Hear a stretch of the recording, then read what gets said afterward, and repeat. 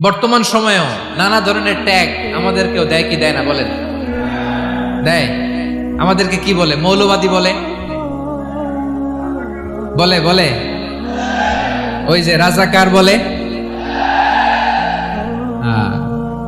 রাজাকার রাজাকার খেলার দিন শেষ। মন মতো হইলে মুক্তিযোদ্ধা, মন মতো না হইলে রাজাকার, এই দিন শেষ। ওই দিন আর নাই, এই কার্ড দিয়ে আর খেলার দিন নাই। এগুলো মানুষ আর খায় না এখন, এগুলো গিলে না আর। সাধারণ মানুষ বড্ড সচেতন। দেখেন কালের বিবর্তনে, সময়ের আবর্তনে একই পরিক্রমা আমাদেরকেও ট্যাগিং করে, আমাদেরকে মৌলবাদী বলে, ব্যাকডেটেড বলে, রাজাকার বলে, জঙ্গি বলে, যুদ্ধাপরাধী বলে। আছে না এরকম? ওয়াসবির আলা মা ইয়াকুলুন, নিজের সাথে মিলায় নেন, যা বলে ধৈর্য ধারণ করো। ওয়াহজুরহুম হাজরান জামিলা, জাস্ট ইগনোর দেম, ভালোভাবে ইগনোর করেন, খালাস, সালাম দিয়ে কেটে পড়েন। তাহলে প্রিয় ভাইরা, এই বিপদ আপদ আমাদের পিছু ছাড়বে না, পিছু ছাড়বে না। নবীদের পিছু ছাড়ে নাই, আমরা কোথায়? আমরা আর কি? বিপদ আমাদেরকে ধৈর্য ধারণ করতে হবে, মনোবল হারাইলে হবে না। তাহলে প্রিয় ভাইরা, এটাই জীবনের বাস্তবতা। সবর আমাদেরকে এখতিয়ার করতে হবে, হতাশ হওয়া যাবে না। অনেকে আমরা অল্পতে হতাশ হই। এই যে আমরা ধৈর্য ধারণ করছি, এর ফল পাচ্ছি না। দীর্ঘ 1.5 দশক ধরে ধৈর্য ধারণ করছেন না আপনারা? এখন মুক্তি, স্বাধীনতা, বিজয় এনে দিয়েছে কে? ধৈর্য ধারণ করুন। ধৈর্যের যে ফলাফল, এটা বড় মিষ্টি। আসসালামু আলাইকুম ওয়া রাহমাতুল্লাহি ওয়া বারাকাতুহু। আমরা শুরুতে আল্লাহ রাব্বুল ইজ্জা ওয়াল জালালের দরবারে শুকরিয়া জ্ঞাপন করছি, যিনি আজকে আমাদেরকে এরকম চমৎকার একটি পরিবেশে, চমৎকার একটি ইসলামিক কনফারেন্সে উপস্থিত হওয়ার সুযোগ করে দিয়েছেন। আমরা সবাই পড়ছি কালিমাতুশ শুকর, আলহামদুলিল্লাহ। সম্মানিত সুধী, আমরা এই পৃথিবীতে খুব অল্প একটা সময়ের জন্য, একটা ট্রানজিট পিরিয়ড কাটানোর জন্য বেসিকলি আমরা এই পৃথিবীতে এসেছি। আমরা কি চিরকাল এই পৃথিবীতে থাকবো বলেন তো? না, একটা ট্রানজিট পিরিয়ডে আমরা এসেছি, আবার চলে যেতে হবে। এই যে আমাদের জীবন, এই জীবনের জন্য বিপদ আপদ, পরীক্ষা, স্ট্রাগল, এটা অনিবার্য, এটা হবেই। বিপদ নাই, কষ্ট নাই, আপদ নাই, অনিশ্চয়তা নাই, স্ট্রাগল নাই, এমনকি কেউ আছে এখানে? কেউ কি হাত তুলে বলতে পারবেন যে হুজুর আমার জীবনে কোনো বিপদ নাই, অথবা আমার জীবনে কোনো দুঃখ নাই, কষ্ট নাই, কোনো স্ট্রাগল নাই, কোনো রিস্ক নাই? এরকম সৌভাগ্যবান কেউ আছেন এখানে? তাহলে জীবনের জন্য পরীক্ষা, এটা অনস্বীকার্য, হবেই হবে পরীক্ষা। পৃথিবীর জীবনটাই এমন, এভাবেই এই লাইফকে ডিজাইন করা হয়েছে। পরীক্ষা থাকবে, এখানে বিপদ থাকবে, এগুলো উত্তীর্ণ হয়ে আপনাকে যেতে হবে। চির সুখ, চির শান্তি, এটাই পৃথিবীতে হয় না। চির সুখ এবং চির শান্তির জায়গা হচ্ছে জান্নাত। চির সুখ এবং চির শান্তি কোথায়? এটা জান্নাতের বৈশিষ্ট্য। চির সুখ, চির শান্তি, টেনশন নাই, ঝামেলা নাই, পরীক্ষা নাই, বিপদ নাই, রিস্ক নাই, স্ট্রাগল নাই, এটা হচ্ছে দ্য ফিচার্স অফ জান্নাত, জান্নাতের ফিচার। কিন্তু সমস্যা বাদে তখন যখন জান্নাতের ফিচার আমরা দুনিয়ায় খুঁজি। যেটা পাবো আমরা জান্নাতে, এটা খুঁজি কোথায়? এই তখনই সমস্যা বাদে। And this is the main problem. এটাই বড় সমস্যা। এই সমস্যার সমাধান কোথায়, এটা নিয়ে আজকে আমি কিছু কথা অ্যাড্রেস করবো ইনশাআল্লাহ। তো তাহলে আসুন শুনি জান্নাতের ফিচার কি। জান্নাতের কমন একটা ফিচার হচ্ছে জান্নাতে there will be no sickness in paradise. জান্নাতে কোনো অসুস্থতা থাকবে না, চিরসুস্থ। সুবহানাল্লাহ পড়েন। চিরসুস্থ, চির সবল, কেউ অসুস্থ হবে না জান্নাতে।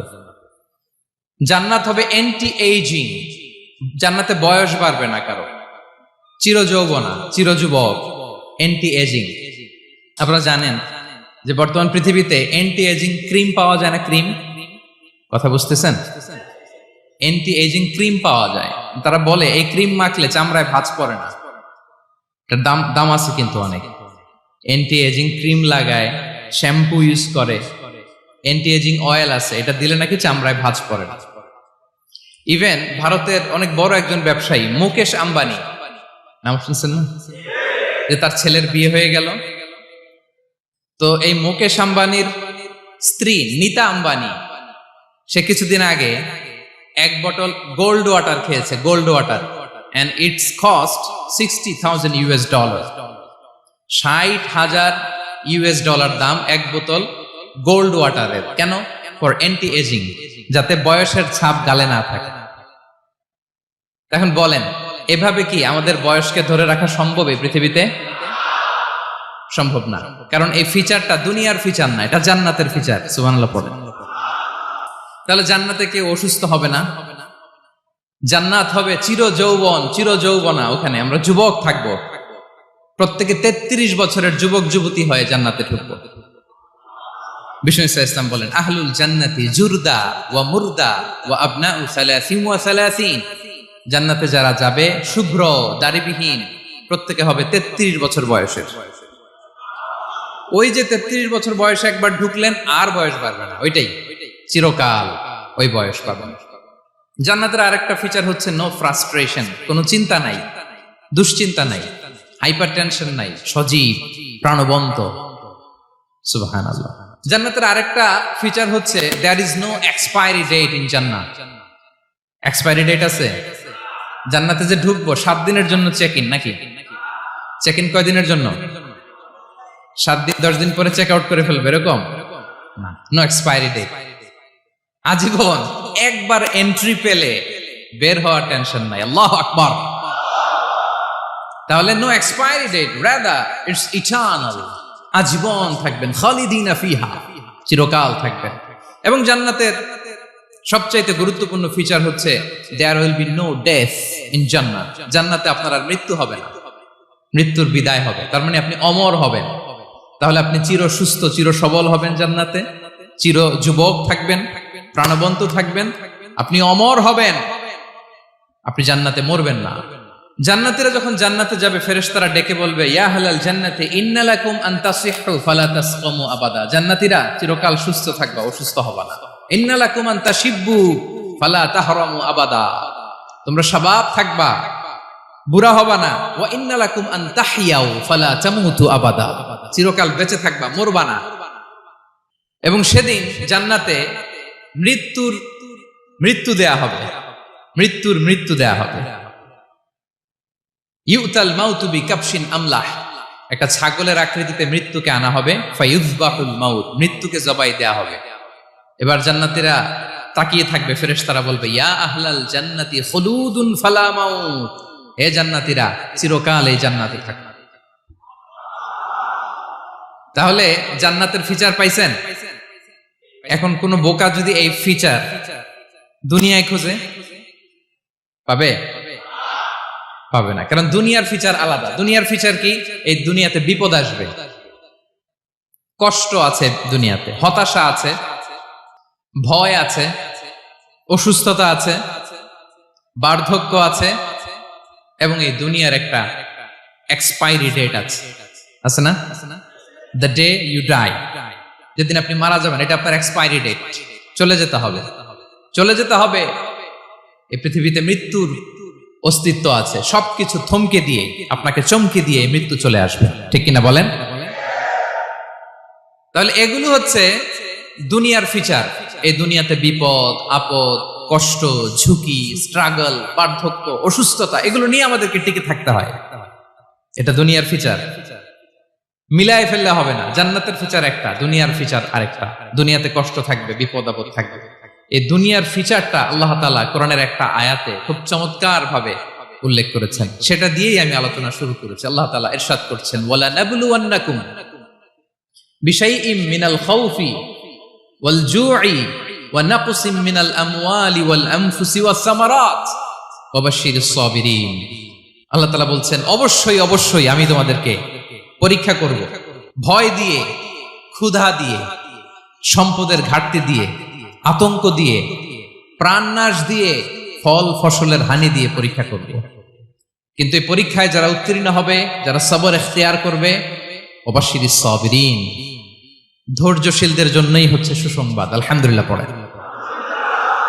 তাহলে সম্মানিত সুধী, আমরা বুঝতে পারলাম এই পৃথিবীর ফিচার হচ্ছে এখানে বিপদ থাকবে, বিপদ ছাড়া কেউ থাকবে না। স্ট্রাগল থাকবে, কষ্ট থাকবে, ঝুঁকি থাকবে, রিস্ক থাকবে, এবং নানা ধরনের বিপদ আপদ দিয়ে আল্লাহ তাআলা আমাদেরকে পরীক্ষা করবেন।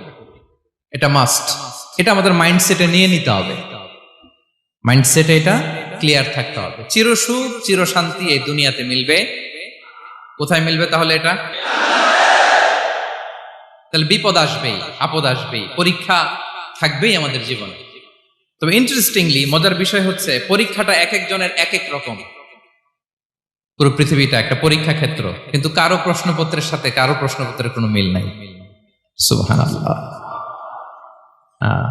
আমার পরীক্ষা একরকম, আপনার পরীক্ষা আরেক রকম, ওই ভাইয়ের পরীক্ষা আরেক রকম, ওনারটা আরেক রকম। সবাই পরীক্ষার্থী, সবাই পরীক্ষার্থী, কিন্তু কারো প্রশ্নপত্রের সাথে কারো প্রশ্নপত্রের কোনো মিল নাই। কারো জন্য পরীক্ষা হচ্ছে সে খুব অসুস্থ, প্রচন্ড অসুস্থতা, তার জন্য পরীক্ষা। ক্যান্সারের রোগী, দুরারোগ্য ব্যাধি, ডক্টর বলছে 4th স্টেজে চলে আসছে, কয়েক মাস বাঁচতে পারে, এটা তার জন্য পরীক্ষা। আবার কারো দেখবেন যে খুব একটা অসুস্থতা নাই, অসুস্থতার ঝামেলা নাই, কিন্তু তার দারিদ্রতা আছে, তার আর্থিক অনটন, এটা তার জন্য পরীক্ষা। আবার কারো দেখবেন অসুস্থতাও নাই, দারিদ্রতাও নাই, তার দাম্পত্য জীবনের সমস্যা আছে না নাই? অনেকের দেখবেন এগুলো কোনোটাই সমস্যা না, তার ছেলে কথা শোনে না, মাদকাসক্ত। আহা, মাদকাসক্ত, রিহ্যাবে পাঠায়, আবার আসে, আবার গাঁজা খাওয়া শুরু করে, আছে না নাই বলেন? দেখেন তার পরীক্ষাটা আবার আলাদা। অনেকের দেখবেন মেয়ে বাবার কথা শোনে না। আবার অনেকের দেখবেন যে ব্যবসায় সমস্যা, লসের পর লস, লাভ উঠাতে পারে না। তাহলে পরীক্ষা ছাড়া, বিপদ আপদ ছাড়া দুনিয়াতে কেউ নাই, কেউ নাই প্রিয় ভাইরা। এটা আমাদের মাথায় রাখতে হবে। পরীক্ষা আপনাকে দিতেই হবে, পরীক্ষা দিয়ে দিয়েই নিজেকে প্রমাণ করতে হবে। আর এক একজনের পরীক্ষাটা এক এক রকম, কারো পরীক্ষার সাথে কারো পরীক্ষার কোনো মিল থাকবে না। তো মাঝে মাঝে আমরা এটা ভুলে যাই। আল্লাহ তাআলা কালামে পাকে রিমাইন্ডার দিয়ে আমাদেরকে স্মরণ করিয়ে দিতে চান যে এই পৃথিবীতে আসলে তোমরা এসেছো পরীক্ষা দিতে। এটাই জীবনের বড় বাস্তবতা। আমাদের জীবনে যত হতাশা, আমাদের জীবন নিয়ে যত অভিযোগ, আমাদের মনে যত কষ্ট, আমাদের হৃদয়ের ভেতরে যত অস্থিরতা, তার মূলে হচ্ছে এই সমস্যা যে আমরা ভুলেই গেছি আমরা পরীক্ষা দিতে আসছি। এটা যদি ভুলে না যান, এটা যদি আপনার মাইন্ডসেটে থাকে যে পুরো জীবনটা একটা পরীক্ষা, তাহলে দেখবেন কোনো কিছু আপনাকে কাবু করতে পারবে না। আপনি হতাশ হবেন না, জীবন নিয়ে আর অভিযোগ থাকবে না, আপনি ভেঙে পড়বেন না, সব অভিযোগ হতাশা দূর হয়ে যাবে। তার মানে বুঝতে পারলাম পরীক্ষা আপনাকে দিতেই হবে। পরীক্ষা দেয়া ছাড়া এই পৃথিবী থেকে চলে যাওয়ার কোনো চান্স বা সুযোগ আমাদের কারো নেই। সূরাতুল আনকাবুতে আল্লাহ তাআলা এই কথাটা আরো চমৎকার ভাবে বলেছেন। আল্লাহ তাআলা ইরশাদ করছেন, আহাসিবান নাসু আইয়ুতরাকু আইয়াকুলু আমান্না ওয়া হুম লা ইফতানুন ওয়ালাকাদ ফাতান্নাল্লাযীনা মিন ক্বাবলিহিম ফালা ইয়া'লামান্নাল্লাহু আল্লাযীনা সাদাকু ওয়া লা ইয়া'লামান্নাল কাযিবিন। আল্লাহ বলেন, মানুষ কি ভেবেছে সে শুধু বলবে আমি ঈমানদার আর তাকে আমি জান্নাতে ঢুকাই দিব? না, কখনো না, কোশ্চিন কালেও না। বরং পূর্ববর্তীকালে যারা পৃথিবীতে এসেছিল তাদেরকে আমি পরীক্ষা নিয়েছি, পরীক্ষা করেছি, এবং তাকেও ঈমানের প্রশ্নে সে সত্যবাদী না মিথ্যাবাদী পরীক্ষা দিয়ে দিয়ে নিজেকে প্রমাণ করতে হবে। ঠিক কিনা বলেন? পরীক্ষা দিয়ে আপনাকে প্রমাণ করতে হবে। এবং এই পরীক্ষার ব্যাপারটা, এটা যে শুধু আমরা সাধারণ মানুষ আমাদের জীবনে দুঃখ বিপদ পরীক্ষা এমনটা না। এই পৃথিবীর সবচাইতে শ্রেষ্ঠ মানুষ যারা ছিলেন তাদেরকে আল্লাহ পরীক্ষা নিয়েছেন। বলেন তো এই পৃথিবীতে সবচাইতে শ্রেষ্ঠতম মানুষ কারা? সবচাইতে শ্রেষ্ঠ ভালো মানুষ কারা ছিল পৃথিবীতে? বলেন তো নবীরা। আওয়াজ করে বলেন তো কারা? তো বলেন তো নবীদের জীবনে পরীক্ষা ছিল কি ছিল না? হ্যাঁ ছিল। বেশি না কম? বিষ্ণু ইসলামকে জিজ্ঞাসা করা হলো, আইয়ুন নাসি আশাদ্দু বালাআন ইয়া রাসূলুল্লাহ, হে আল্লাহর রাসূল এই পৃথিবীতে কাদের জীবনে পরীক্ষা বেশি? বিষ্ণু ইসলাম বললেন, আল আম্বিয়া, নবীদের জীবন। আল আম্বিয়া সুম্মাল আমসাল ফাল আমসাল, সবচাইতে জীবনে পরীক্ষার সম্মুখীন সবচাইতে বেশি হয়েছেন নবীরা। তারপরে নবীদের পরবর্তী অবস্থান যাদের, সিদ্দিকিন যারা, সোহাদা যারা, সলিহিন যারা, আল্লাহওয়ালা যারা, তাদের জীবনে পরীক্ষা বেশি। ইউবতালার রাজুলু আলা হাসাবি দীনি, ব্যক্তির দিনদারি যত বেশি তার জীবনে আল্লাহর পরীক্ষাও তত বেশি। আপনি আল্লাহওয়ালা হবেন, আপনার জীবনে পরীক্ষাও অনেক বেশি। এজন্য ইমানদার হওয়া যেমনি মর্যাদার, ইমানদারের জীবনে পরীক্ষাও হবে অনেক বেশি।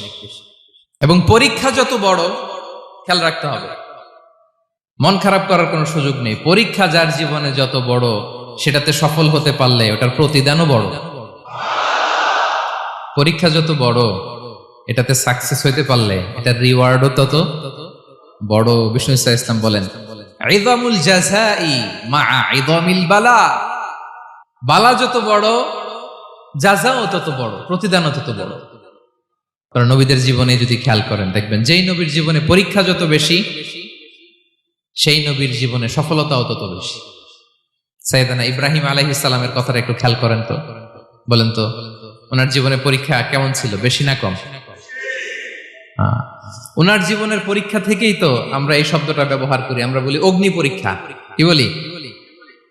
মানে আগুনে নিক্ষেপ করা হয়েছে সাইয়েদনা ইব্রাহিম আলাইহিস সালামকে, তাও স্বাভাবিকভাবে না, উলঙ্গ করে, ন্যাকেট করে ওনাকে অপমানিত করবার জন্য ওনার গায়ের জামা কাপড় খুলে উলঙ্গ অবস্থায় আল্লাহর খলিল সাইয়েদনা ইব্রাহিম আলাইহিস সালামকে অগ্নিকুণ্ডে নিক্ষেপ করা হয়েছিল।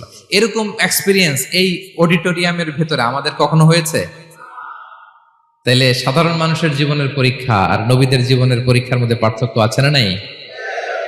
ওই পরীক্ষায় উনি পাশ করে ফেললেন।